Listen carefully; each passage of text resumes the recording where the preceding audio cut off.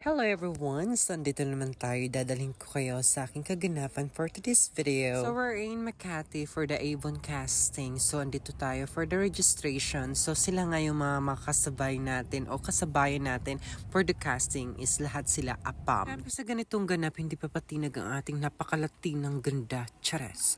O ano ka ngayon, diba? So, kung magtataka kayo bakit nakabikini ako, this is for the Avon casting. So, alam nyo naman ang Avon, more on underwear collection or bikini collection. So, ayan. Ito lang naman ang aking katawan. Chares! Sobrang sarap ko. Napakalating na putang inaka-chares. At ito na nga, itutour ko kayo ngayon dito sa production ng Avon. So, sa hallway lang po talaga kami nagbibihis at nagkakakitaan po talaga ng mga anaconda. Chares, di ba nakakaloka at nakakalula sa sobrang laki ng kanilang mga buhay. Siyempre, wag na kayo magtaka bakit nga ba kaming mga models naka-bikini for this casting. Kasi Avon is launching a new collection ng mga bikini nila.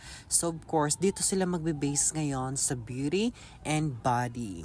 So, ayun na nga, just be yourself lang. Always be confident sa mga ginagawa mo. Dapat passion mo lahat ng ginagawa mo para less disappointment, ganon. So, yun, ganda larong ganda-gandahan lang, katulad si Bakla, o diba, o yan. Ganyan lang, tamang makapaggawa lang ng reels, okay na yun sa akin.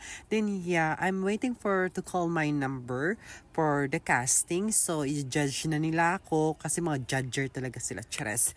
So, yeah, pack up for today's video. Thank you for watching.